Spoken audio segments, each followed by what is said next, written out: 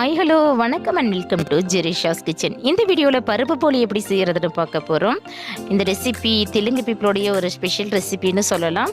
இந்த ரெசிபி அவங்க ஒப்பட்டுன்னு கூட சொல்லுவாங்க. இந்த ரெசிபியோட ப்ரிப்ரேஷன் பார்க்குறதுக்கு மட்டும் நம்ம சேனலை சப்ஸ்கிரைப் பண்ணுங்கள். கூடவே அந்த பெல் ஐக்கானையும் கிளிக் பண்ணுங்கள். ப்ளீஸ் உங்கள் ஃப்ரெண்ட்ஸ் அண்ட் ரிலேட்டிவ்ஸ்க்கும் ஷேர் பண்ணுங்கள். இப்போ நம்ம ப்ரிப்ரேஷன் பார்க்கலாம்.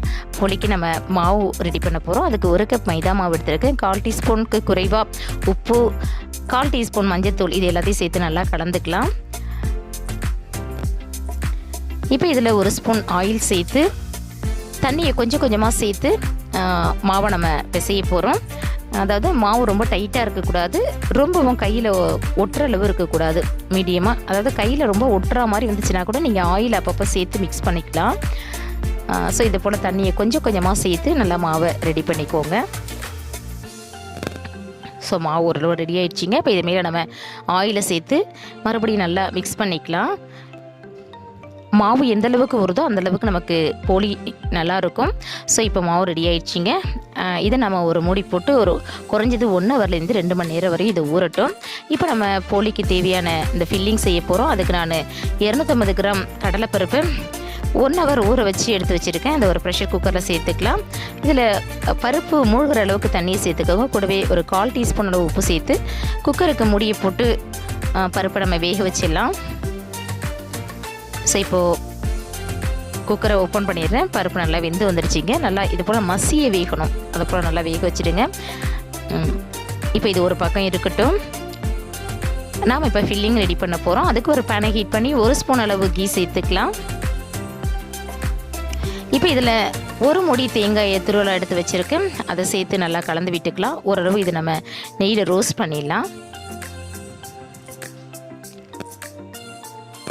ஸோ இது போல் நல்லா ரோஸ்ட் பண்ணிவிடுங்க. ஸ்டவ்வை லோ ஃப்ளேமில் வச்சுட்டு ரோஸ்ட் பண்ணிக்கோங்க. இது கூட நம்ம சர்க்கரை சேர்க்க போகிறோம். இன்றைக்கி 400 கிராம் அளவுக்கு சர்க்கரை எடுத்துருக்கேன். வெல்லம் எடுத்துருக்கேன். ஸோ அந்த வெல்லத்தை நீங்கள் பாகா காய்ச்சி கூட சேர்த்துக்கலாம். நான் வெல்லத்தை துருவி எடுத்துருக்கேன். இப்போ வெல்லத்தையும் தேங்காயும் சேர்த்து நல்லா கலந்து விட்டுக்கலாம். ஸ்டவ்வை low flame to medium flame வச்சுக்கோங்க. இப்போ இதில் நம்ம பருப்பை சேர்க்க போகிறோம். ஏற்கனவே கடலைப்பருப்பை நம்ம வேகிச்சு எடுத்து வச்சுருக்கோம். அதை ஒரு மேஷர் அல்லது ஒரு கிளாஸை வச்சு நல்லா மசிச்சுக்கோங்க. மசிச்சுட்டு இதை நம்ம இப்போ சேர்த்துக்கலாம். சேர்த்து நல்லா கலந்து விட்டுக்கோங்க. இப்போது வெல்லம் நல்லா மெல்ட் ஆகி வரும். இதை நீங்கள் ஒரு 10 நிமிஷம் இது மாதிரி 10 நிமிஷம் நீங்கள் நல்லா கைவிடாமல் கலந்துக்கிட்டே இருங்க. ஸ்டவ்வை மீடியம் ஃப்ளேம் டு லோ ஃப்ளேம்லேயே பண்ணுங்கள். ரொம்ப ஹை ஃப்ளேம் வைக்காதீங்க. நல்லா லிக்யூடாகி வரும். மறுபடியும் இது நல்லா திக்காக வரும். அந்த ஸ்டேஜில் நம்ம ஸ்டவ் ஆஃப் பண்ணிக்கலாம். ஸோ இது போல் நல்லா கலந்து விட்டுக்கிட்டே இருங்க.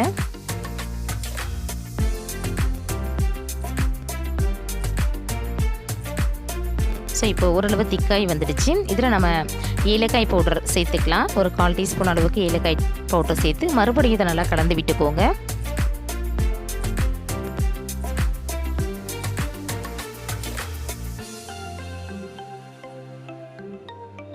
இது கண்டிப்பாக உங்களுக்கு அந்த திக்கான கன்சிஸ்டன்சிக்கு வர்றதுக்கு ஒரு 10 நிமிஷம் ஆகும். ஸோ நீங்கள் கைவிடாமல் இதை கலந்து விட்டுக்கிட்டே இருங்க. ஸோ இப்போ பாருங்கள் நல்லாவே ரெடி ஆகிடுச்சு. இப்போ நம்ம ஸ்டவ் ஆஃப் பண்ணிடலாம்.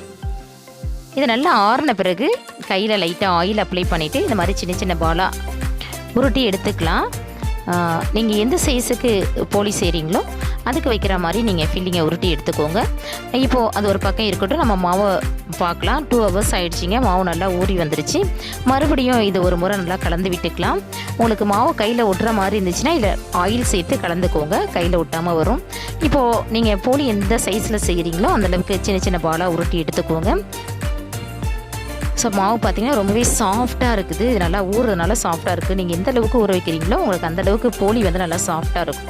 இப்போ ஒரு பொரிக்கட்டை எடுத்துக்கலாம். பொரிக்கட்டை ஸ்டீல் இருந்துச்சுன்னா ரொம்பவே நல்லதுங்க. நம்ம போலி செய்யும் போது ரொம்ப ஈஸியாக வரும். இல்லைன்னா நீங்கள் பிளேட்டோட அடிப்பாகத்தை கூட யூஸ் பண்ணிக்கலாம். அதில் ஆயில் அப்ளை பண்ணி விட்டுருங்க. ஆயில் அப்ளை பண்ணிவிட்டு இந்த போல் மாவு எடுத்து வச்சு நீங்கள் கையால் நல்லா பரப்பி விடுங்க. சப்பாத்தி கட்டையை யூஸ் பண்ணி செய்கிறத விட இந்த மாதிரி கையால் செய்யும் போது தான் ரொம்பவே ஈஸியாக வரும். அப்பப்போ கையை லைட்டாக ஆயிலில் டிப் பண்ணிவிட்டு இந்த போல் நல்லா பரப்பி விட்டுருங்க.